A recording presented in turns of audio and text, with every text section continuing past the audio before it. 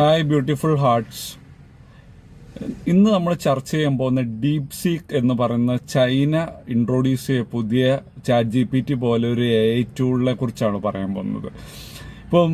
ഇപ്പം recent 2023 launch ചെയ്തൊരു tool ഇപ്പം ചാറ്റ് GPTയുടെ O1 മോഡലിലെ വരെ O1 മോഡലാണ് ചാറ്റ് GPTയുടെ റീസെന്റ് ആയിട്ട് റൺ ചെയ്തുകൊണ്ടിരിക്കുന്ന വേർഷൻ. അതിനെ കടത്തി വെട്ടുന്ന രീതിയിലാണ് ഇപ്പം ഡീപ് സീക്ക് എന്ന് പറഞ്ഞ ഡീപ് സീക്ക് R1 എന്ന് പറഞ്ഞ പുതിയ ഒരു AI ടൂള് ചൈനയുടെ വന്നേക്കുന്നത്.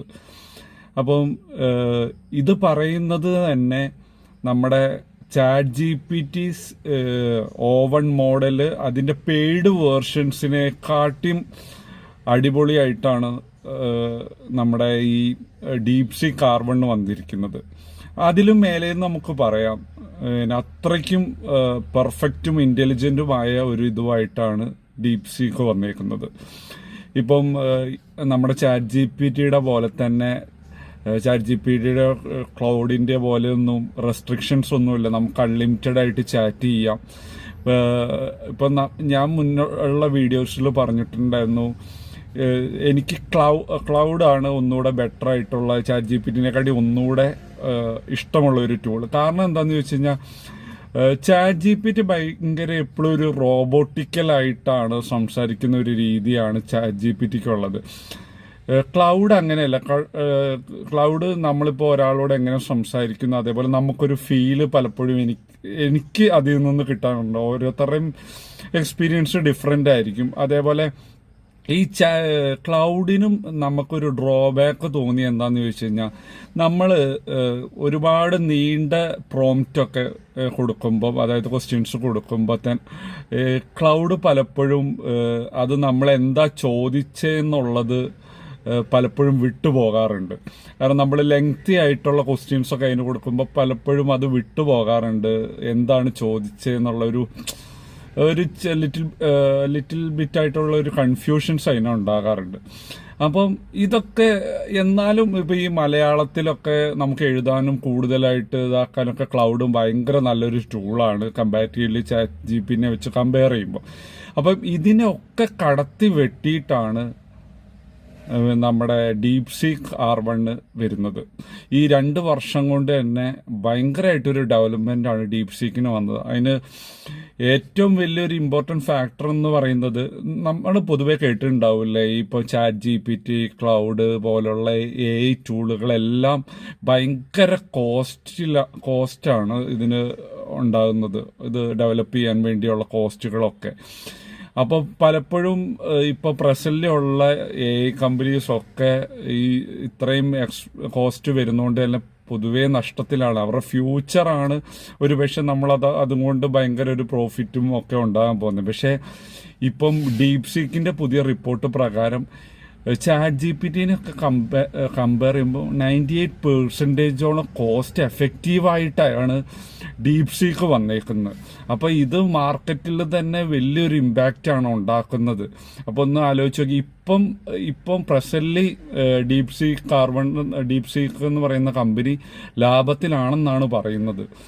അപ്പോൾ ഒന്ന് ആലോചിച്ച് നോക്കി, മറ്റ് ചാറ്റ് GPTയൊക്കെ വെച്ച് നോക്കുമ്പോൾ 98% കോസ്റ്റ് എഫക്റ്റീവായിട്ടൊരു സംഭവം വരുമ്പം ഇനിയുള്ള അതിൻ്റെ ഒരു ഫ്യൂച്ചർ എന്തായിരിക്കും കൂടെ നിങ്ങളൊന്ന് ആലോചിച്ച് നോക്കി.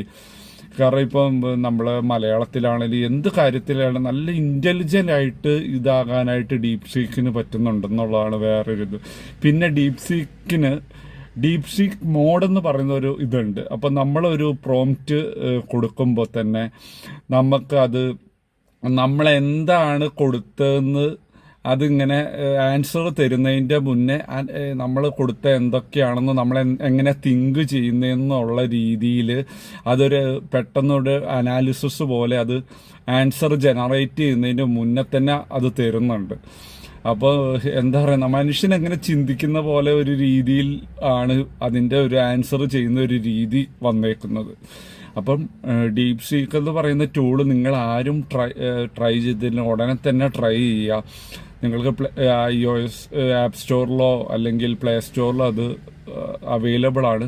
അതിൻ്റെ ഫ്രീ വേർഷന് യാതൊരു റെസ്ട്രിക്ഷൻസും ഇല്ല. ഇപ്പം നമ്മൾ ChatGPT ആണെങ്കിലും ക്ലൗഡ് ആണെങ്കിലും നമ്മൾ ഒരു $20 പെർ മന്തിന് നമുക്ക് പെയ്ഡ് വേർഷന് ചിലവ് വരുന്നുണ്ട്. അപ്പം ആ പെയ്ഡ് വേർഷനെക്കാട്ടിയും ഡീപ് സീക്കിൻ്റെ ഫ്രീ വേർഷൻ അത്രയും ബെറ്റർ ആണ് പറയുന്നത് എല്ലാ തരത്തിലും. അപ്പം നിങ്ങൾ ഉപയോഗിച്ചിട്ടില്ലെങ്കിൽ അത് ഉപയോഗിച്ച് നോക്കുക.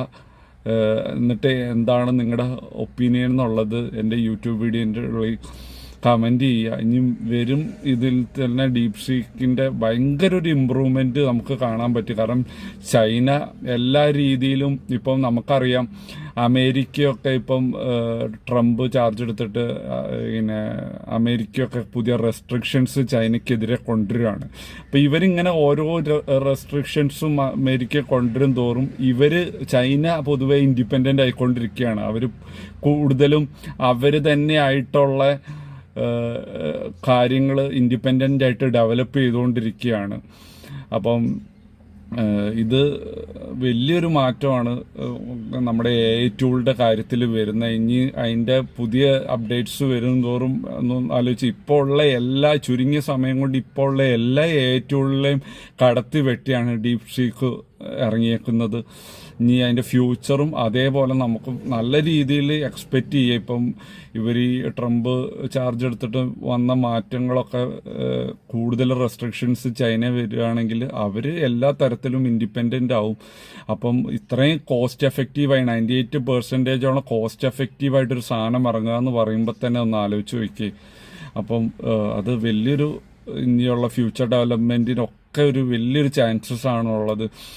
എല്ലാവരും AI ടൂൾ എല്ലാ രാജ്യക്കാരും ഇറക്കിയപ്പോഴും ഇവരുടെ അപ്ഡേഷൻസ് ഒന്നും നമ്മൾ കേട്ടിട്ടുണ്ടായിരുന്നില്ല. ഈ ചുരുങ്ങിയ 2 ഇയേഴ്സിനുള്ളിൽ ഇത്രയൊരു ഡെവലപ്മെൻറ്റ് വന്ന് ഇതുവരെയുള്ള എല്ലാ ടൂളിനെ കടത്തി പഠിക്കാൻ മാത്രം അവരുടെ ഡെവലപ്മെൻറ്റ് വന്നിട്ടുണ്ട്.